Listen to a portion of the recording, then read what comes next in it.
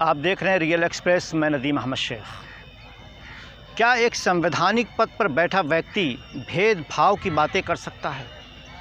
वैसे तो भारतीय जनता पार्टी में ऐसे नेताओं की भरमार है, लेकिन ताज़ा मामला गुजरात का है। गुजरात के उप मुख्यमंत्री नितिन पटेल ने एक कार्यक्रम के दौरान कहा कि जिस दिन भारत में हिंदू बहुसंख्यक नहीं होगा, भारत में संविधान ख़त्म हो जाएगा, अदालतों पर ताला लग जाएगा। क्या एक संवैधानिक पद पर बैठे व्यक्ति के मुंह से इस तरह की बात शोभा देती है? अगर हम बात करें भारतीय जनता पार्टी की, तो भारतीय जनता पार्टी में ऐसे नेताओं की भरमार है। भारतीय जनता पार्टी का एक ओट मुस्लिम दुश्मनी के बना पर मिलता है।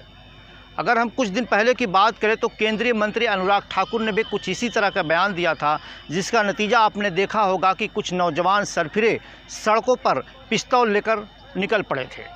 आखिर ये नेता आते हैं, मंच पर भाषण देते हैं और चले जाते हैं, लेकिन क्या कभी आपने सोचा कि इनकी इस बातों का असर हमारे समाज पर किस तरह का पड़ता है?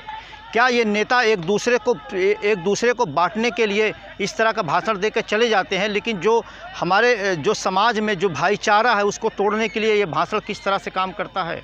आखिर क्यों नहीं इस तरह के बयानबाजी पर रोकथाम लगाई जाती? जबकि इससे पहले कई बार प्रधानमंत्री ने खुद कहा कि भारतीय जनता पार्टी के नेताओं को बयानबाजी से परहेज़ करनी चाहिए। क्या अब प्रधानमंत्री के बातों को भी नेता नहीं मान रहे हैं?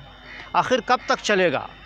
अब वक्त आ गया है कि देश की जनता को आगे आना चाहिए और उन्हें कहना चाहिए, भाई हमें विकास मॉडल चाहिए, हमें तरक्की की बात करनी है, हमें विकास की बात करनी है, हमें अच्छे दिनों की बात करनी है, हमें पेट्रोल की प्राइस की बात करनी है, हमें हिंदू और मुसलमान की बातें नहीं करनी है, हमें धर्म की बातें नहीं करनी है, हमें ज़ात और बिरादरी की बातें नहीं करनी है। अगर देश को आगे बढ़ाना है तो मिलकर आगे साथ चलना पड़ेगा। ये देश के एक नागरिक को समझ लेना चाहिए। इसी के साथ मैं अपनी बात ख़त्म करता हूँ। आप बने रहें रियल एक्सप्रेस के साथ।